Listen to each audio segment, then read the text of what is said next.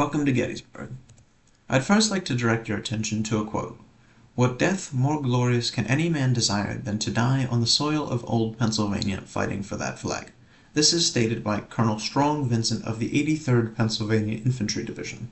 I particularly like this quote because it displays the mindset of some of the soldiers fighting for the Union, and I agree with the sentiment that the most noble and glorious thing a person can do in life is to defend their homeland. On the right, there's a depiction of the Battle of Gettysburg created by 3D Tholstrup. What is Gettysburg? Well, namely a town, but it's also a battlefield where many Americans lost their lives or were gravely wounded. The battle lasted for 3 days, from the 1st of July to the 3rd. As a fun fact, Gettysburg is only 43 miles southwest of Harrisburg. Imagine if the Confederates weren't stopped that day and continued to charge. So, day one of the battle, there's many notable things that take place. One namely being General Barlow and his Knoll. Barlow was a young man who was rather arrogant, disobeying his orders, and put his men in a position where they could be attacked on two sides. The Confederates took advantage of this, and thus many of his men were either killed, captured, or gravely injured. At Cemetery Hill, General Howard uses the high ground by placing 2 brigades of Steinwehr's divisions, which are just French-American divisions, and they would later be praised for his general foresight and good strategic positioning. When General Meade learns of General Reynolds' death, Reynolds being one of his most trusted and reliable people underneath of him, he sends out for his best trusted and most reliable general, General Hancock, to take command of the battlefield at Gettysburg. Southern Commander Heth, using his many rebel soldiers, pushes the Union defense at McPherson's Ridge, driving the Union back towards the town. This gambit resulted in many casualties for many of the units on both sides, numbering greater than 30% of each unit. Day 2. Confederate Captain Johnston. Confederate Captain Johnston was a part of General Longstreet's march, who their aim was to get around Little Round Top in order to flank General Sickles of the Union side. In doing their march, though, Confederate Captain Johnston realized that the entire marching brigade could be seen from Little Round Top, thus they had to march backwards in order to find a less visible route.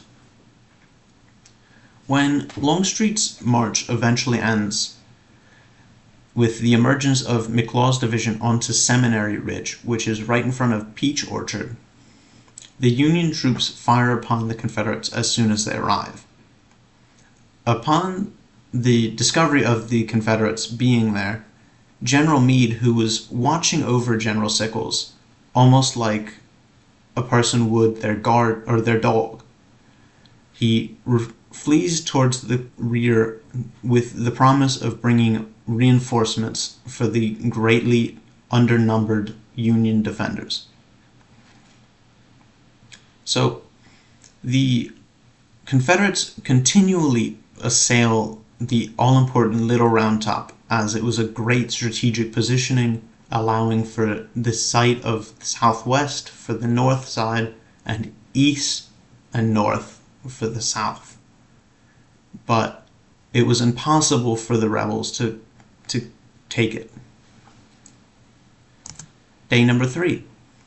So, upon the arrival of the Confederates at Culp's Hill, the Union soldiers poured volleys of ammunition down onto them, which means that many of the Confederate soldiers died. Like, there was almost nothing left, and it was a futile attempt. There's also Pickett's charge. who Pickett's division, along with the divisions of General Isaac Trimble and James Johnston Pettigrew, launched forward at 3 p.m. with about 12,500 soldiers, and they were ordered forward to charge, ultimately ending in their demise, though. The Bliss Farm Incident. Union General Hayes, tired of being distracted by the Confederates and having the possibility of an obstructed view line, orders the farm buildings of Bliss Farm to be burned to the ground.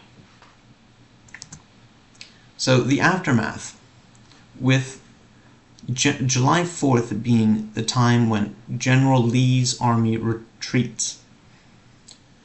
While Lee is retreating, President Lincoln expects for General Meade to intercept the Confederate troops and force their surrender.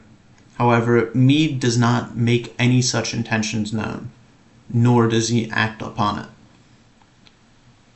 So, when Lincoln learns of the missed opportunity, he laments, stating, "We had only to stretch forth our hand, and they were ours." One of the good things that occurred, though, besides the cemetery that is dedicated towards the soldiers who fought at Gettysburg, was the historic Gettysburg Address, which many Americans still can remember to this day. Maybe not necessarily all the words, but they certainly understand the concept, and thus changing the war from one of reacquisition of the seceded territories to being one of liberation and freedom for all.